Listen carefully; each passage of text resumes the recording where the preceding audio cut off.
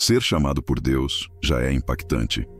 Agora imagine ser chamado no meio do exílio.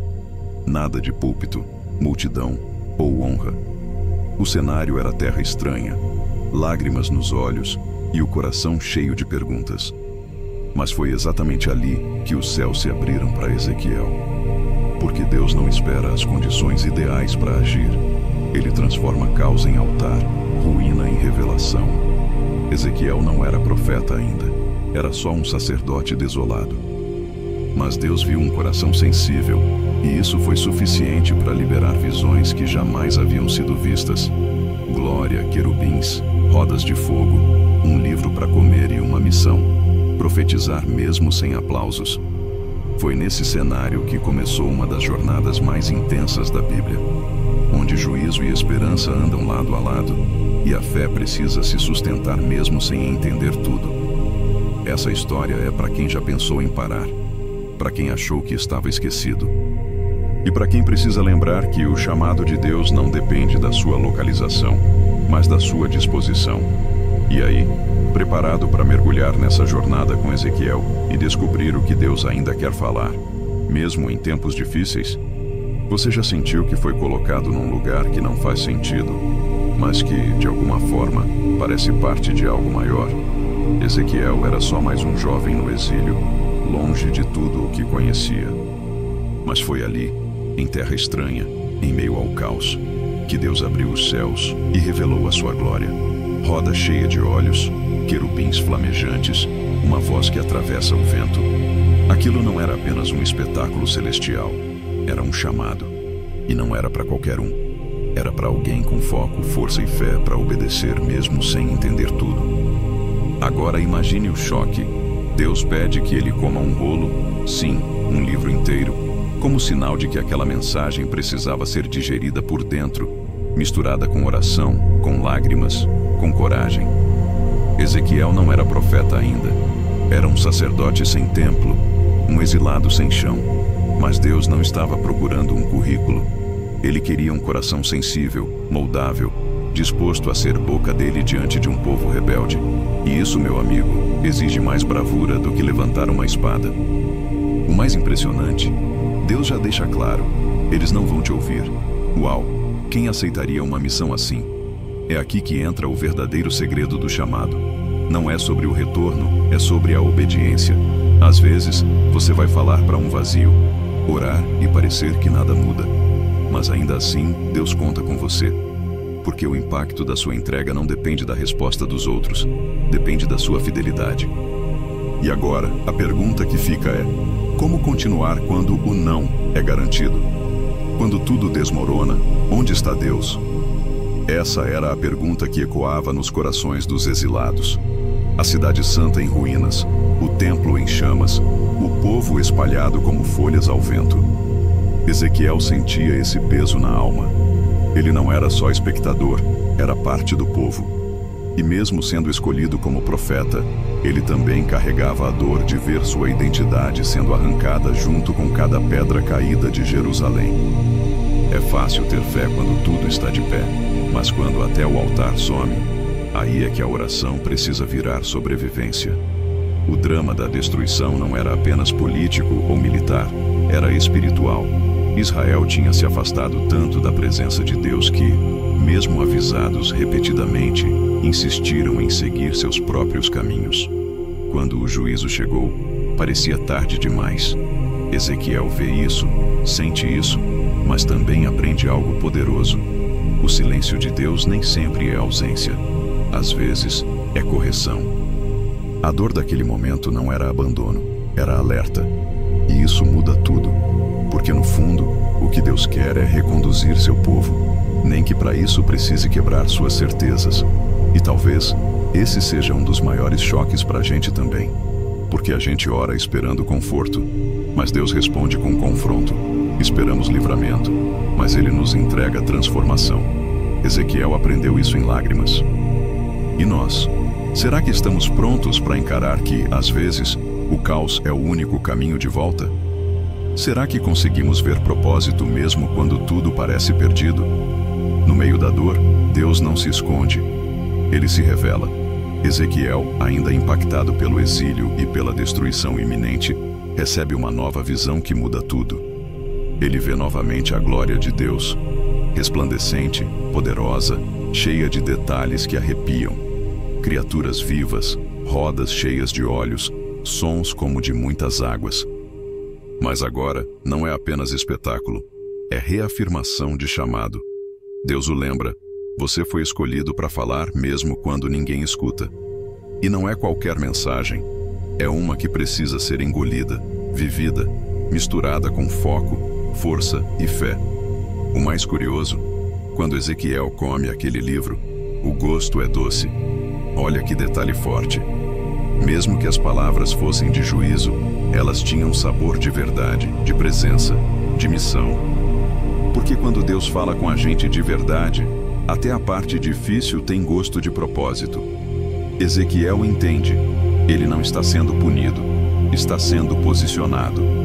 A oração que parecia sem resposta estava, na verdade, sendo atendida em forma de missão.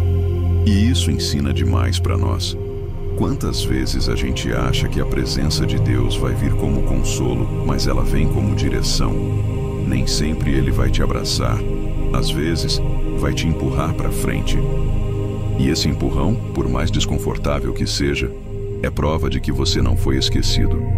Agora, se Deus está falando, a pergunta que fica é: o que é que você tem feito com o que Ele já te mostrou? Se a palavra não entra pelo ouvido, talvez entre pelos olhos. Ezequiel, obediente ao extremo, começa a viver o que prega, literalmente. Deus o manda deitar-se de lado por 390 dias, representar o cerco de Jerusalém com tijolos, fazer pão com ingredientes impuros e até raspar a própria cabeça. Tudo isso parece loucura, né? Mas era Deus usando encenações para tentar tocar um povo surdo.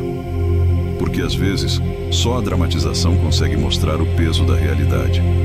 E Ezequiel, com foco e fé, faz tudo, mesmo sendo motivo de piada. Agora pensa bem, você teria coragem de passar por isso? Se expor, ser ridicularizado, virar o maluco da Babilônia? Pois é aqui que a força interior faz toda a diferença. Não é sobre aparência, é sobre obediência. Ezequiel sabia que mesmo sem aplauso, ele estava sendo fiel. Cada gesto dele era uma oração silenciosa, um clamor por arrependimento. Enquanto o povo ria, o céu assistia com expectativa, porque o que parecia vergonha era, na verdade, santidade em movimento. E tem mais, cada ação simbólica tinha um significado profundo. O pão sobre excrementos, fome e desespero, a cabeça raspada, vergonha e luto, os cabelos divididos, destinos do povo, espada, fogo, exílio. Deus estava usando o corpo de Ezequiel como um quadro vivo. E o que isso ensina pra gente hoje? Será que estamos dispostos a viver o que cremos, mesmo que ninguém entenda? Ou será que ainda estamos esperando aprovação para obedecer?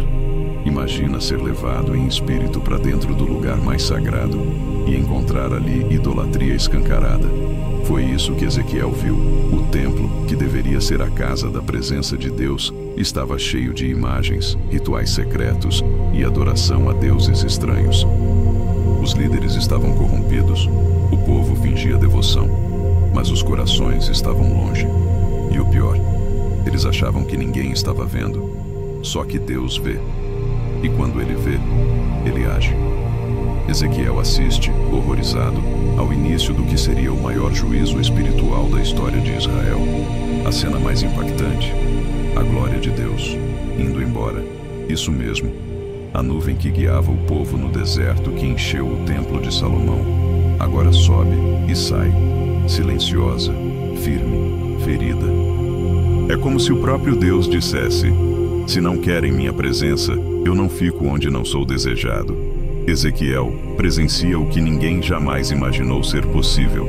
A arca pode estar lá, o templo pode estar de pé, mas sem a glória, é só um prédio vazio. Um lembrete doloroso de que rituais sem fé não sustentam aliança. Isso fala direto com a gente hoje. Quantas vezes mantemos a aparência de espiritualidade, mas estamos cheios de ídolos escondidos? Redes sociais, ego, vaidade, controle. Tudo pode virar altar.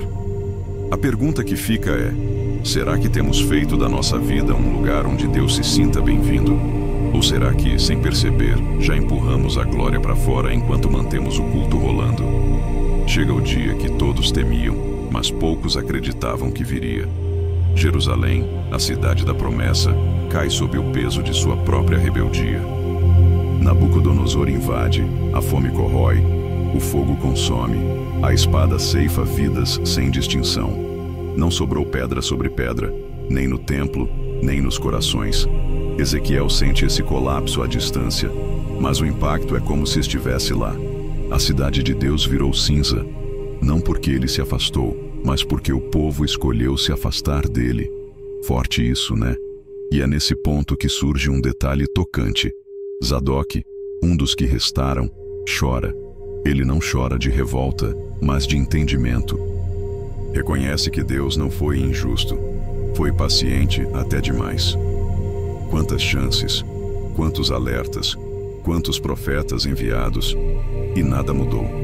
E quando tudo caiu, foi como se a ficha finalmente caísse. É quando o fundo do poço se transforma em ponto de partida. Porque às vezes, a dor abre espaço para a verdade. E a oração que antes era automática, agora vira clamor de alma.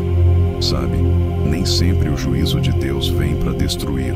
Às vezes, vem para reconstruir do jeito certo. Às vezes ele permite a queda para que possamos levantar com base sólida. Jerusalém precisava desabar para que algo novo pudesse surgir. E talvez na sua vida, algumas estruturas estejam ruindo. Não por maldição, mas por misericórdia. A queda, por mais dura que seja, pode ser o início de uma restauração que só a fé consegue enxergar. E aí vem a questão: o que você está fazendo com os escombros? Deus não é apenas Deus de Israel, Ele é o Senhor de todas as nações. Ezequiel é instruído a levantar a voz contra os vizinhos de Israel: Tiro, Egito, Edom, Moabe, cada um deles alvo de juízo. E sabe por quê? Porque Deus não ignora a injustiça, o orgulho, a opressão e a zombaria. Ele vê, Ele age. O juízo é uma resposta à arrogância dos poderosos e à maldade sistemática. Ezequiel, que até então falava só com seu povo, agora denuncia o mundo ao redor. A mensagem é clara: ninguém está acima da correção divina. Mas no meio de tanto juízo, há algo surpreendente: esperança. Sim, mesmo em meio às palavras duras, Deus deixa pistas de que o fim não será definitivo. Ele mostra que há um propósito maior por trás de cada correção: ensinar, alinhar, restaurar. Deus não julga por prazer, julga por amor, porque Ele quer que as nações reconheçam quem Ele é. Esse equilíbrio entre justiça e misericórdia revela um Deus que não tolera o pecado, mas que também não desiste da restauração. E aqui vai um ponto importante para a gente hoje. Muitas vezes, achamos que Deus só está agindo quando Ele está abençoando. Mas Ele também está agindo quando disciplina. A correção é um sinal de que Ele ainda se importa. E se até as nações foram chamadas ao arrependimento, quem somos nós para ignorar os sinais? Será que estamos dispostos a reconhecer nossos erros antes que os muros venham abaixo? Ezequiel é levado pelo Espírito a um cenário de completo desespero. Um vale cheio de ossos secos, espalhados por todos os lados. Não era só morte, era morte antiga, sem esperança.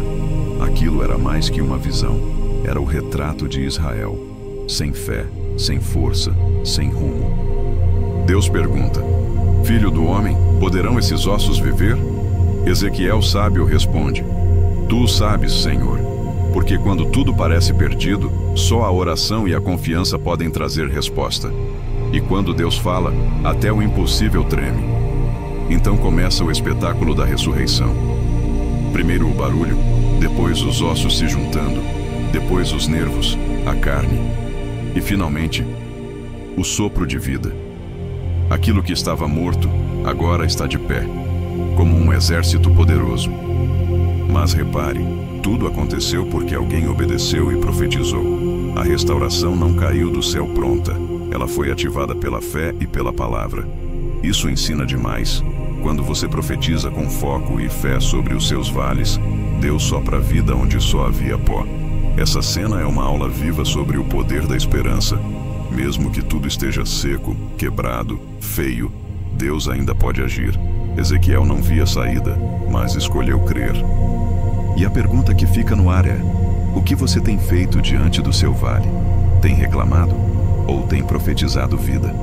Porque o sopro ainda está disponível, mas ele só sopra sobre quem ousa crer e declarar. Depois de tantos alertas e correções, Deus revela algo que muda tudo. Ele promete dar ao povo um novo coração. Isso mesmo, não é apenas sobre mudar atitudes, é sobre transformar o interior. Tirar o coração de pedra, endurecido pelas feridas, e colocar um coração de carne, sensível à voz de Deus. É como se ele dissesse: eu não quero só que vocês me obedeçam, quero que me desejem. E isso só é possível com fé, foco e uma disposição sincera para viver em oração. Mas tem mais.